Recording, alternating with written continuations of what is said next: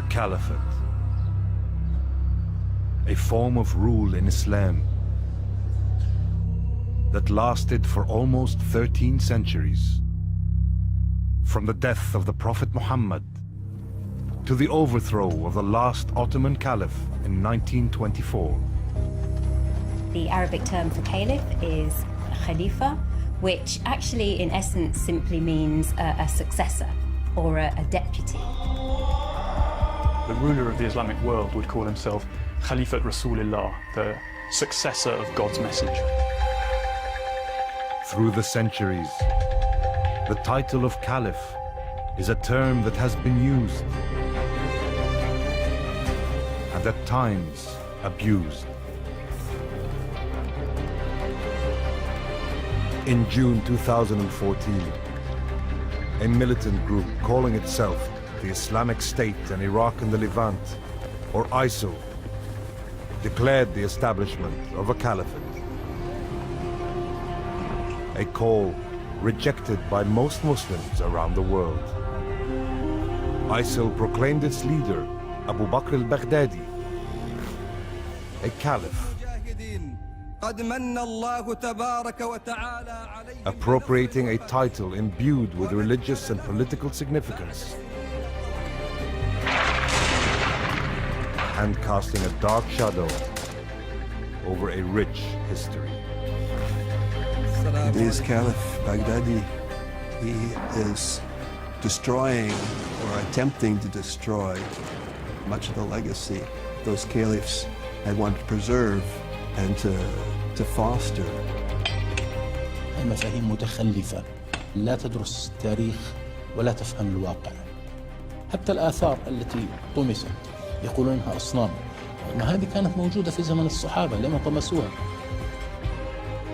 This is the story of a title that originated 1,400 years ago, that spanned one of the greatest empires the world has ever known. This is the story of the Caliph.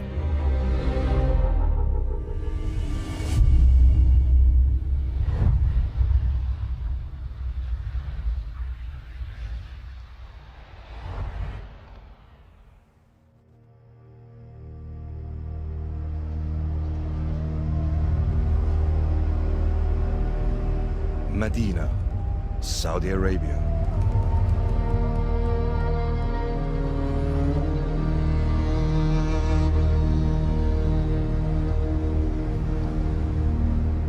Last resting place of Muhammad, the Prophet of Islam.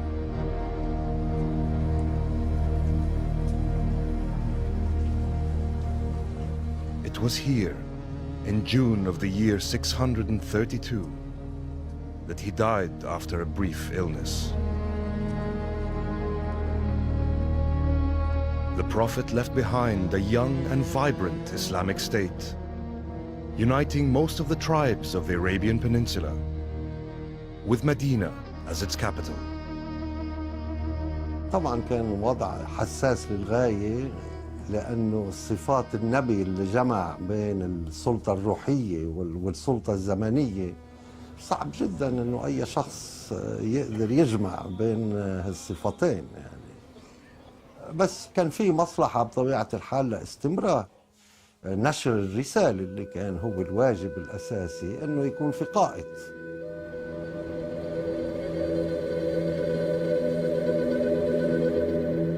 Ten years earlier, Muhammad and a group of his early followers, who would come to be known as al-Muhajirun, or the emigrants, had fled Mecca and persecution by the pagan leaders of their own tribe, Quraysh.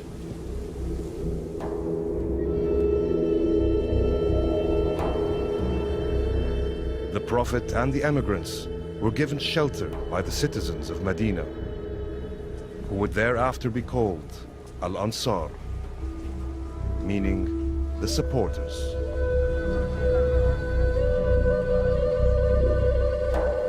Together, these two groups formed the Sahaba, the close companions of the Prophet. His successor would come from one of them. الأنصار شعروا بأنهم أهل البلد وأهل العدد، ولذلك من حقهم أن يتولوا هذا الأمر بعد الرسول.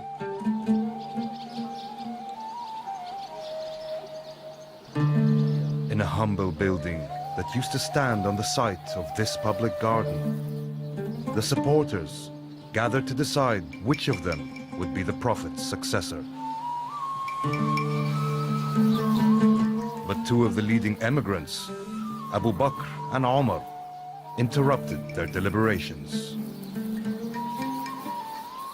المهاجرون ردوا أنه نحن الذين تركنا بلادنا وهاجرنا، نحن الأهل الإسلام الأول إلى غير ذلك.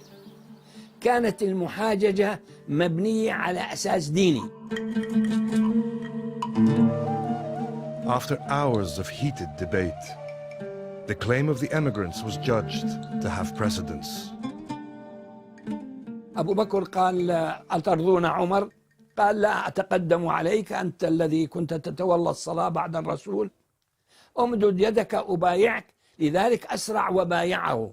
هذه السرعة هي التي حلت المشكلة، لأنه بعد أن بايع عمر قدم كبار الأنصار فبايعوا.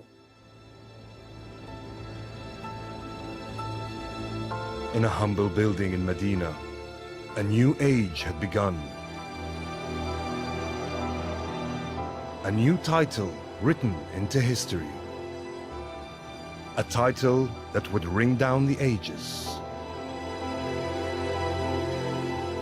The first Caliph of Islam, the successor of Muhammad, was to be Abu Bakr as-Siddiq.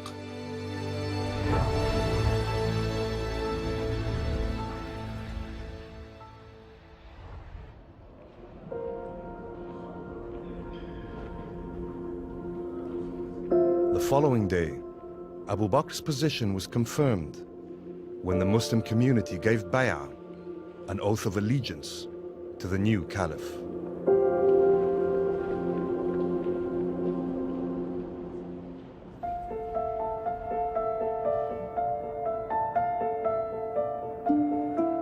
O people, a big task has been assigned to me. Now it is beyond doubt that I've been elected your Emir, although I'm not better than you. Obey me as long as I obey Allah and His Prophet. When I disobey Him and His Prophet, then obey me not.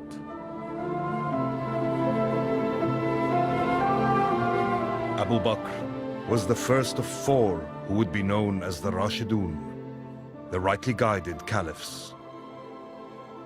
They were all people who had been very close to the Prophet Muhammad during his lifetime, as his companions, as those who had converted early to Islam and had dedicated themselves to the formation of the early community, the spreading of the message, who had fought in early campaigns and were intimates of the Prophet Muhammad in all ways.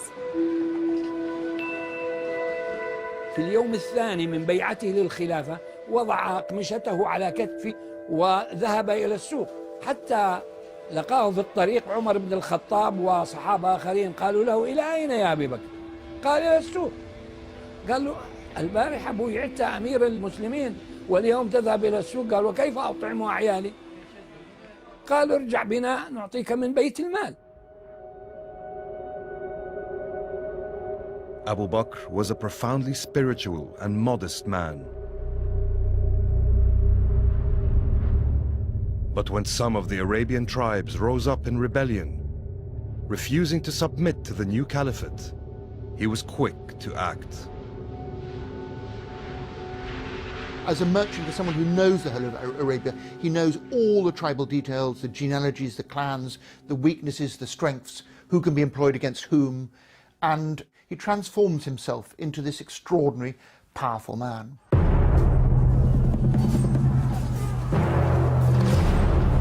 Abu Bakr declared war on the rebel tribes, and after a year of heavy fighting, he emerged victorious.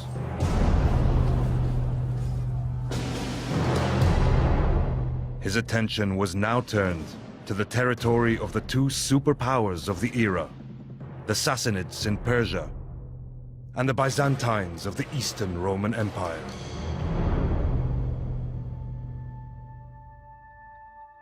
In an audacious move, taking on both empires at once, he launched the Muslim conquests. But crucially, he gave his men orders to preserve, not destroy. من يقرأ هذه الوصايا يشعر وكأن أبا بكر رضي الله عنه قد صاغ ميثاق جنيف، فهو يوصي قادته بأن لا يتعرضوا للنساء، لا يتعرضوا لكبار السن، لا يتعرضوا لمتدينين في معابدهم. Abu Bakr's commander in the east, Khalid, made good ground in Iraq fighting the Sassanids. But the four armies sent to attack Byzantine garrisons in the Levant were meeting heavy resistance. On the Caliph's order, Khalid quickly moved his men across the desert to the western front. In August 634, on the fields of Ajnadin, here in Palestine, the Muslim armies gathered to take on the might of Byzantium in battle. لما التقى خالد بن الوليد مع الجيوش الأربعة وجد أن الروم قد حشدوا حشدا هائلا، وأن الجيوش الإسلامية كل قيادة تقاتل من غير تنسيق مع الأخرى، فقال لهم كلمة مهمة، قال: إن فرقتكم أنفع لعدوكم من أي مدد، فأعطوني القيادة في اليوم الأول، فحسم المعركة في اليوم الأول. But in the wake of victory at Ajnadin, and after just 2 years as Caliph, Abu Bakr died at the age of 61. There's no moment where there's an election or a council and we just have this placement, as it were, like a vice president coming onto the throne of the Caliph when Omar comes there. Over the next 10 years, Omar, the second rightly guided Caliph, would show himself to be a great strategist and state builder.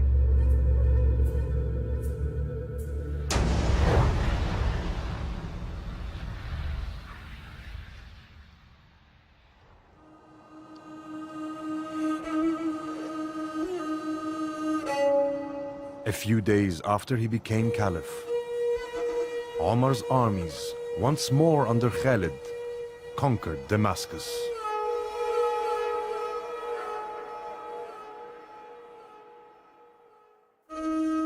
But Khalid was soon to be stripped of his command. ربما الغرور يصيب المنتصر أحيانا، وربما بدت لعمر بعض هذه الظواهر عند خالد فأراد أن يوقفه عند حده، لأن منهج عمر بن الخطاب إنما انتصرنا بالإسلام ولم ننتصر لا بعمر ولا بخالد.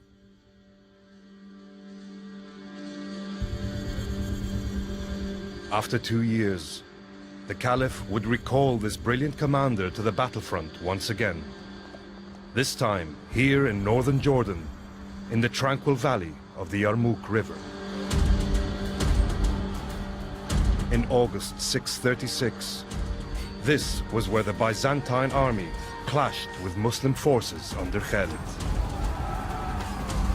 Once more, victory fell to the Muslims. الروم بعد ذلك بدأوا بالانسحاب، وأدرك هرقل أن هذه الهزيمة بالنسبة له تعني كسر العمود الفقري للروم، فقال: وداعا يا سوريا، وداعا لا لقاء بعده. The Muslim conquests moved onwards in all directions, capturing the rest of the Levant and its great cities. Finally, they laid siege to Jerusalem itself. راهب بيت المقدس المقدس العجوز صفرانيوس، وهو بلا قوة مقاتلة يعرض الصلح، ويشترط أن يأتي عمر بن الخطاب بنفسه لاستلام بيت المقدس.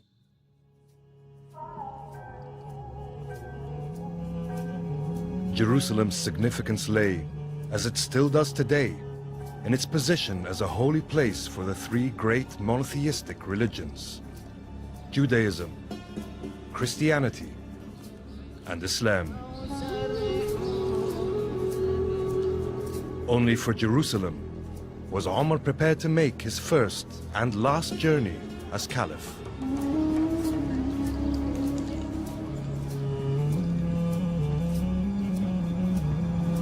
فجاء على ناقة هو ومرافق اسمه أسلم. حينما وصل الركب المدينة كان دور عمر بن الخطاب هو الذي يقود الراحلة، وأسلم هو الذي يركب الراحلة، فدخلها مشيا على الأقدام، لم يدخلها على دبابة ولا على صاروخ ولا على طيارة.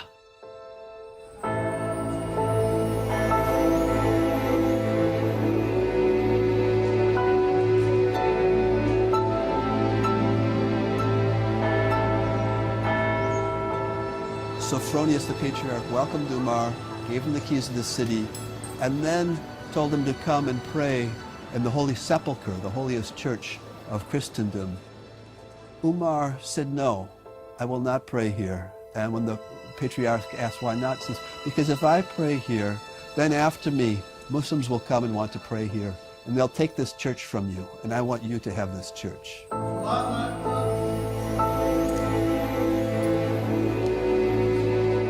Instead, Omar prayed just outside the church. In later years, on the exact spot, this mosque was erected, bearing the Caliph's name. To this day, a copy of the pledge that Omar gave to the Christians of Jerusalem can be seen hanging on the walls of this mosque. This is an assurance of peace and protection given by the servant of Allah, Umar, commander of the believers, to the people of Jerusalem. He gave them an assurance of protection for their life, property, church, and crosses, as well as the sick and the healthy, and all its religious community. It's a wonderful journey, and so many stories about Omar, about the puritanical commander.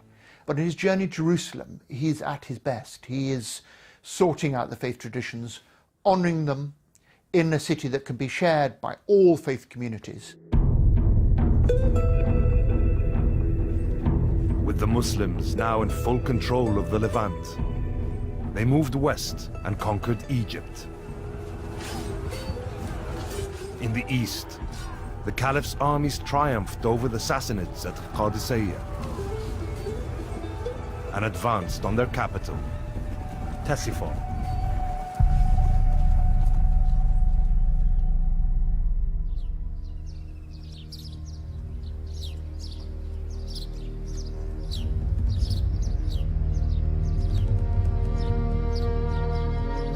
At the time, the largest city in the world, all that remains today of Ctesiphon is the Arch of Khusru, once the throne hall of Persian emperors.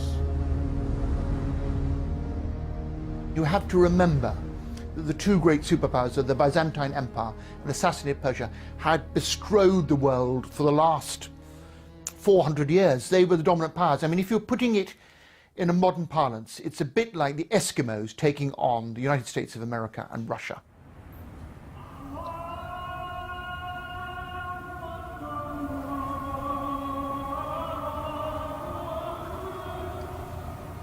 In October 644, at the height of his powers, and while leading the Fajr, dawn prayers, Omar was assassinated by a disaffected Persian slave.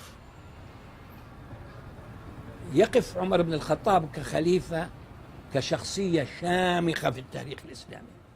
هو حصلت في زمنه أكثر الفتوح في العهد الراشدي، هو الذي استطاع أن يؤسس القواعد الإدارية للدولة. يعني تستطيع أن تقول الدولة الإسلامية في عهد عمر بن الخطاب فيها مؤسسات إدارية، فيها جيش منظم، فيها معسكرات ثابتة، فيها سياسة معينة، فيها قضاء إلى غير ذلك من الأمور التي تكون كل متطلبات الدولة. The leadership of the Muslims now passed to a man with a markedly different character. Othman became the third of the Rashidun, the rightly guided caliphs.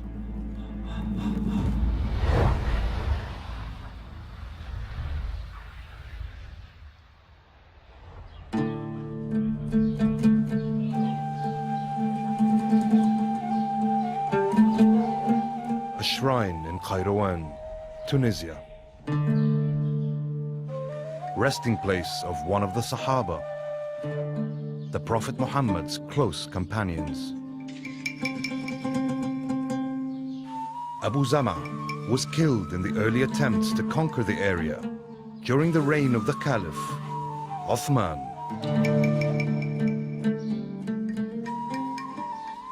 الحملة المنظمة الأولى هي حملة عبد الله بن سعد بن أبي سرح اللي هو أخ عثمان من الرضاع. دخلوا العرب وكان الجيش حوالي 20,000 عسكري وانهزمت السلطة البيزنطية.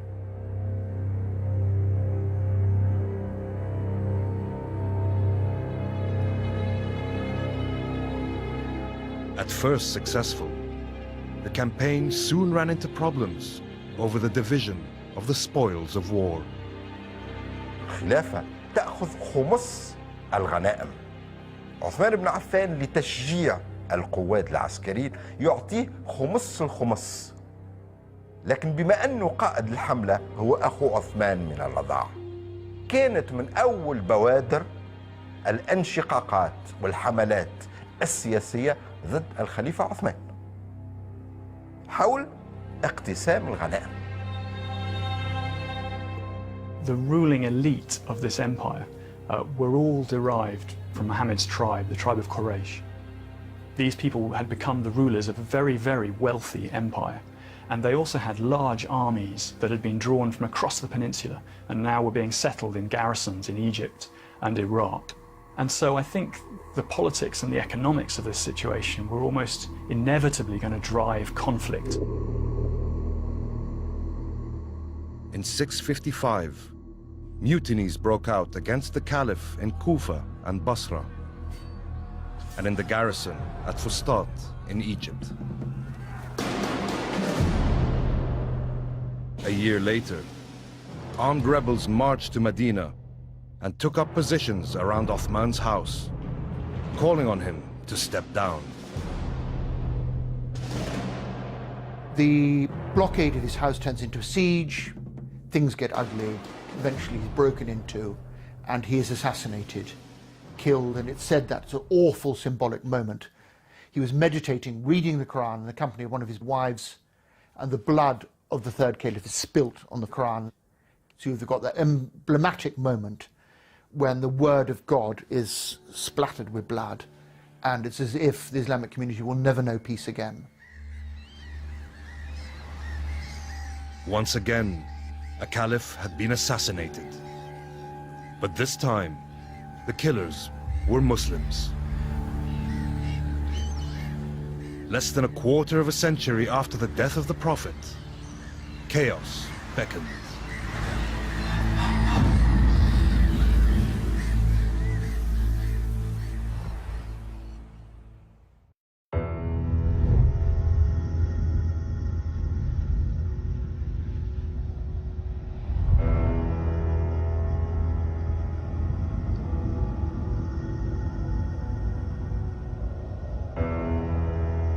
The year 656.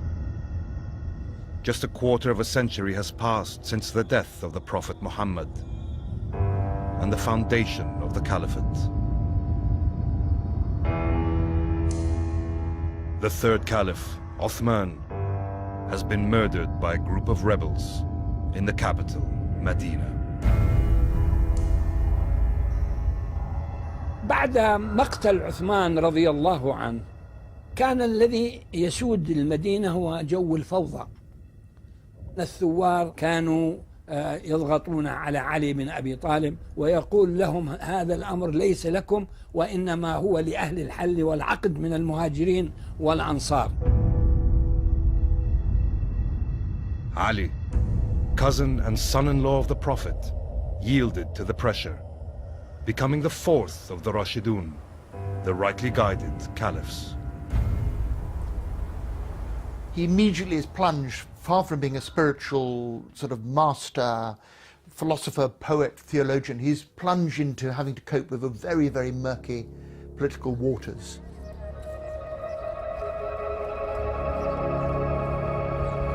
Kufa, Iraq, bedrock of support for the new Caliph, Ali. Abandoning Medina, he moved his capital here in the face of a growing threat coming from close to the Prophet himself, calling for the punishment of Uthman's killers, Aisha, one of the Prophet's wives, and two of his closest companions, Talha and Zubair, gathered an army to do battle with the new Caliph. It came to be known as the Battle of the Camel. This set the scene for violent conflict between Muhammad's former companions.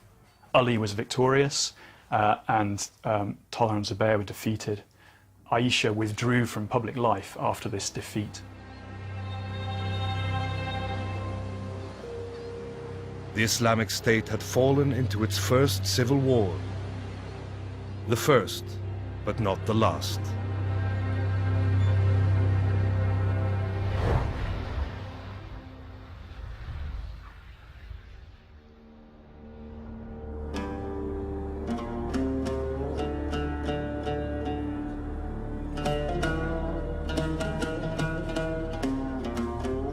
Damascus, the Syrian capital.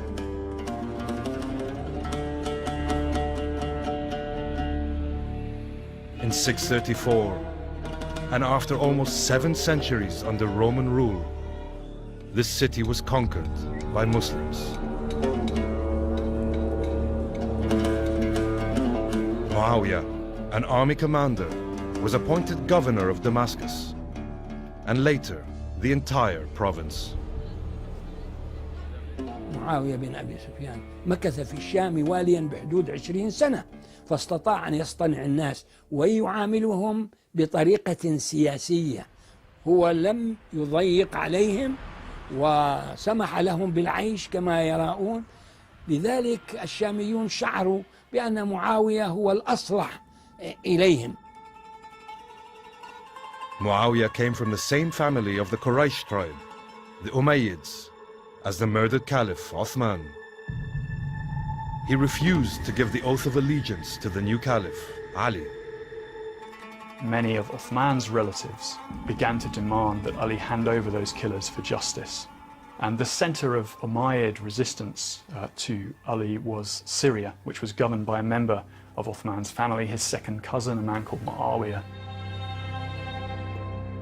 In 657, Ali marched northwards to quell Muawiyah's mutiny. They met at a battle called the Battle of Siffin, which was inconclusive, and they agreed to negotiate. This proved to be a canny decision on the part of Muawiyah because it split Ali's support. Some of his supporters felt that he shouldn't be negotiating. As the Caliph, he should just fight until he'd established his power.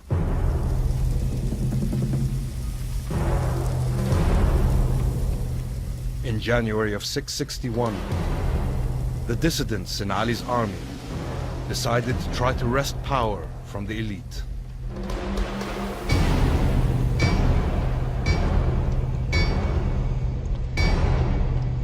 They planned to assassinate Ali, Muawiyah, and his ally Amr, the governor of Egypt. But their conspiracy ended with only one victim, Ali, the Caliph.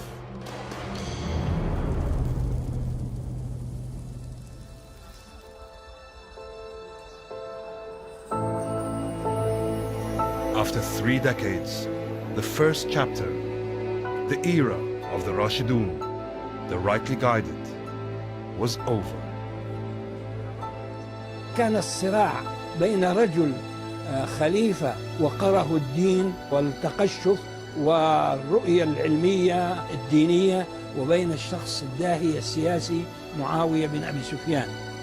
ونرى بأن السياسة هنا تغلبت على البساطة والتقشف والورع الديني.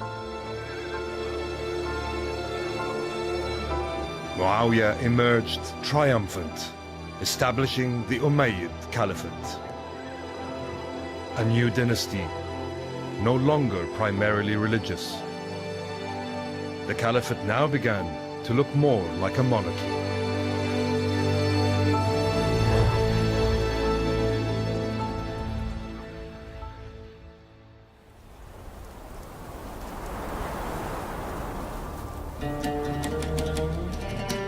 The ruins of Anjar in eastern Lebanon.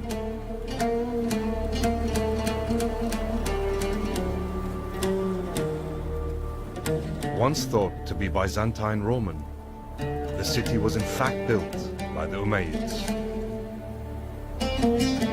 They had adopted the architectural style of the Byzantines, along with their structures of imperial rule. كان عندهم نماذج سلطة سياسية بجواره، وهن كانوا على اطلاع سواء بنظام الحكم البيزنطي والإمبراطورية الفارسية، فأخذوا من النظامين حتى يبنوا نظام الخلافة. بس نظام الخلافة ما عنده قواعد إذا بدك بالقرآن الكريم نفسه، هو شغل الإنسان يعني.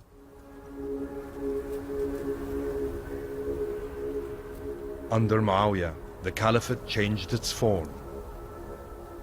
And as a king would have done, he named his son Yazid as his successor. The early caliphate was not dynastic. People were chosen by being designated by their predecessor or by groups who consulted amongst themselves. So it was, if you like, elective in the loosest possible sense of the word. And that's how the first 4 caliphs were chosen by, if you like, the consensus of the early Muslim community. Yazid became caliph on his father's death in 680. His rule was to plunge the state into another civil war.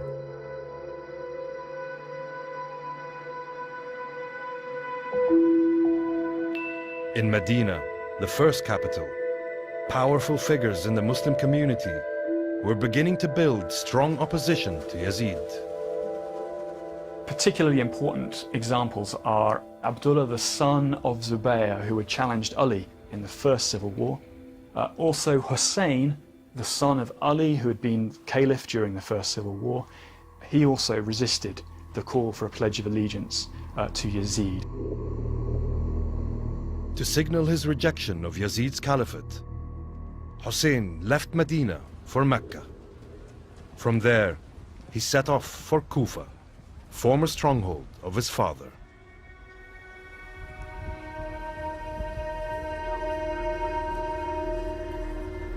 But in October 680, here in Karbala, Iraq, Yazid's forces trapped and killed Hussein and most of the members of his family. Nonetheless, opposition to Umayyad rule was far from over. Abdullah ibn Zubayr refused to pledge allegiance to Yazid. He described himself as the one who seeks sanctuary in God's house, and went to Mecca, sought refuge there. Yazid decided to send an army against Abdullah ibn Zubayr. But Abdullah ibn Zubayr was saved by the premature death of Yazid. At that moment in 683, he proclaimed himself Caliph. Meanwhile, in Damascus, Muawiyah II son of Yazid, was installed as the third Caliph of the Umayyad dynasty. But within a few weeks, he died leaving no son, no successor. A power vacuum seized on by the rival Caliph in Mecca. قوية المعارضة التي شكلها عبد الله بن الزبير، فاحتشدت حوله بعض القبائل العربية، قبائل من العراق وقبائل من سوريا وقبائل من فلسطين.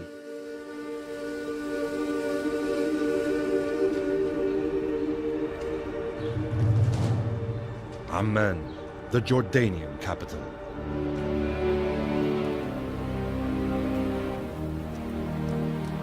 A city overlooked by the remains of a Byzantine castle and the palace of the Umayyad governor. The tribes of Jordan were the last to stay loyal to the Umayyads.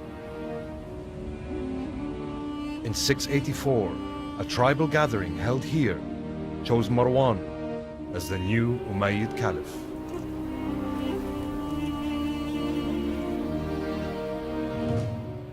And it was his son, Abdul Malik, who would reunite the Islamic State under the firm rule of the Umayyads.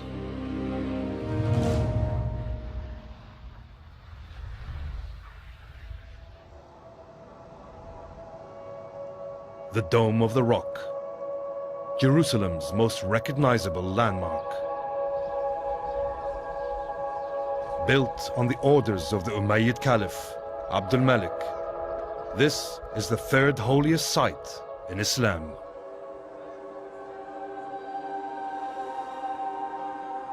But at that time, the two most holy sites, the mosques of Mecca and Medina, lay in the hands of the Umayyads' rival Caliph, Ibn Zubayr.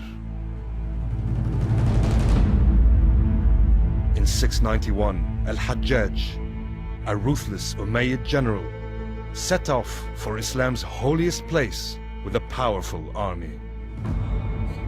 Abd al-Malik sent him to besiege Mecca and defeat Ibn Zubayr, perhaps because Abd al-Malik himself didn't want to be too closely associated with the damage to the shrine. Al-Hajjaj put Mecca under siege, and a desperate Ibn Zubayr took shelter in Islam's most sacred shrine, the Kaaba. But Al-Hajjaj was not to be deterred and bombarded it with a catapult. After 8 months of determined resistance, Ibn Zubayr was killed in last-ditch fighting.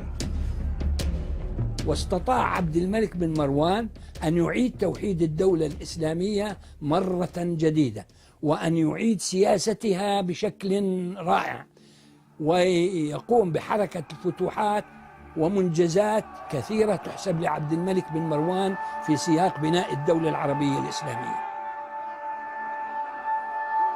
After 2 decades as Caliph, Abd al-Malik bequeathed a legacy of stability to his son, Al-Walid. On that foundation, Al-Walid would build a still greater empire.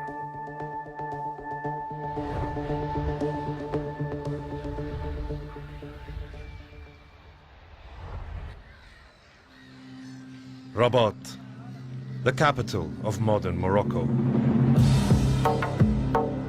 It was here in 708 that the armies of the Umayyad Caliph Al-Walid reached the Atlantic coast. After more than 50 years of fierce resistance by local Berber tribes, the Muslims had finally conquered the whole of North Africa.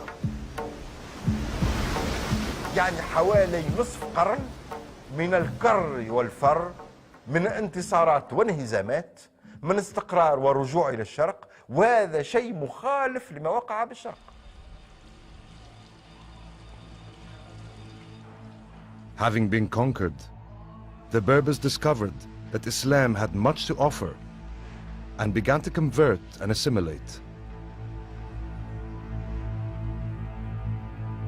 One of them Tariq ibn Ziyad was about to write his name in history. Jabal Tariq, the mountain of Tariq. Gibraltar, southern tip of the Iberian Peninsula. It was here in the spring of 711 that Tariq's army of Berbers landed after crossing the Mediterranean.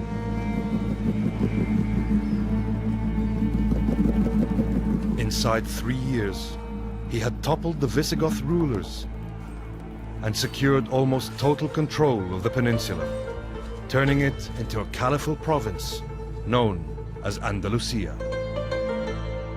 فهو بربري ولكنه مسلم قبل كل شيء، يعني دخل في الدين الجديد وصار من أبطال الدين الجديد، من أبطال الإسلام.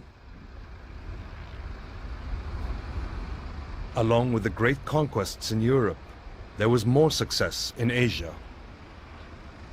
Muslim armies began advancing towards what is today Pakistan, Afghanistan, and the Central Asian republics. Within 10 years, they had reached the borders of China. The Umayyads had built the biggest empire yet known. هذه العزيمة أنتجت إمبراطورية كما أنتج الرومان إمبراطورية بنفس الطريقة، كما أنتج اليونان قبلهم بنفس الطريقة، كما أنتج الفرس قبلهم بنفس الطريقة. التصميم والعزم والإرادة هي التي تصنع الإمبراطوريات.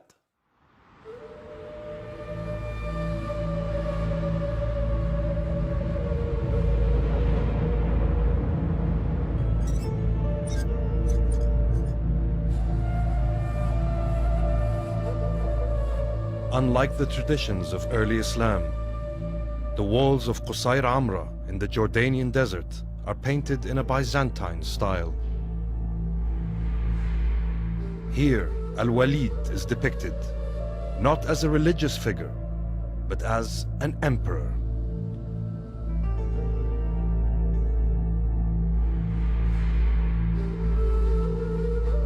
In just 10 years, he had made himself the most powerful man on earth. But his successors would struggle to retain that power.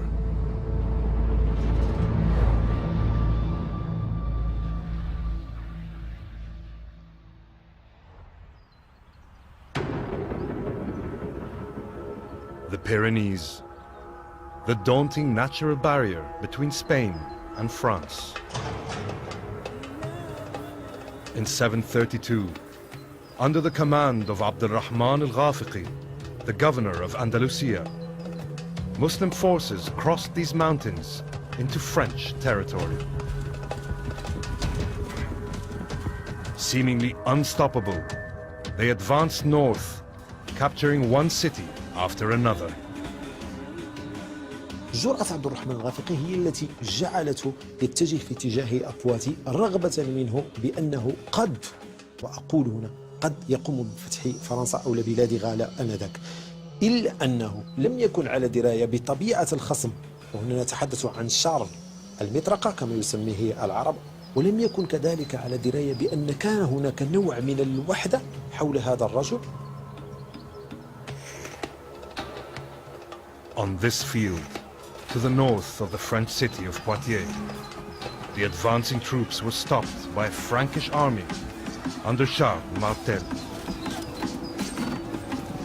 The Muslims were defeated and their commander, Abd al-Rahman, killed.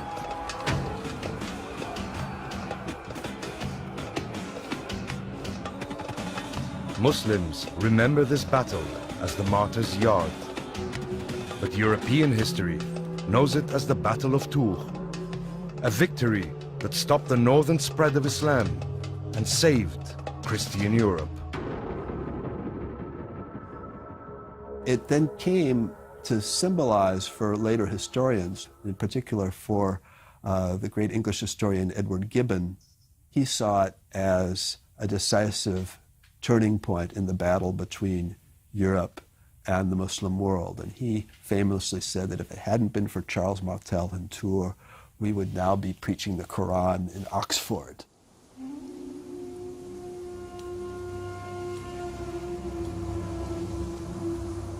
This defeat in Europe in the reign of the 10th Umayyad Caliph, Hisham, brought an end to Umayyad invincibility.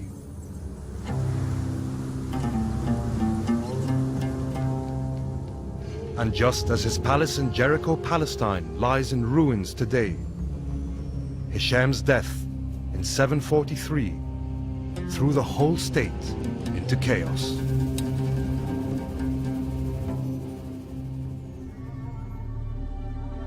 After almost 2 years of Umayyad family infighting over the caliphate, Marwan II emerged as the 14th and last Umayyad Caliph. ثم جاء في الأخير مروان بن محمد كان قد يعني اتسع الفتق ولا يستطيع أن يرقيه.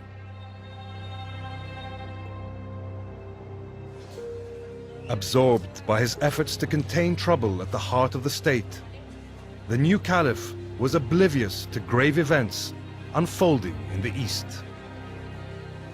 A rather mysterious leader who's remembered by the name Abu Muslim was calling for pledges of allegiance to the Prophet's family, and he managed to draw a substantial following from eastern Iran into an army to oppose Umayyad rule. The rebel army marched westward and captured Kufa in Iraq. In November 749, here in the city's mosque, Bay'ah, the oath of allegiance, was given to the first Abbasid Caliph. They proclaimed a man as Caliph called Abu al-Abbas as-Safah, and he was a descendant of one of the Prophet Muhammad's uncles, and he based his claim to the caliphate on that kinship with the Prophet Muhammad.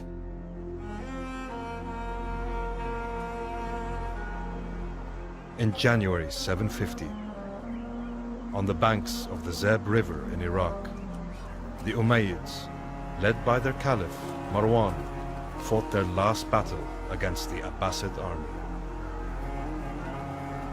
After a heavy defeat, Marwan escaped westwards. That summer of the year 750, he was killed by the Abbasids. After 90 years in power, the Umayyad Caliphate had been brought to an end. Why the Umayyads lost power and what exactly happened in the Abbasid revolution is a difficult question, but it seems to be related to this ongoing sense that the Prophet's family had a right to rule the caliphate. And this was a problem that the Umayyads never really successfully contained. Some Muslims believe that the caliphate should always have remained strictly within the Prophet's bloodline. This belief would lead to the biggest split in the history of Islam. A split which is still exploited to this day. The centuries-old divide between Sunni and Shia.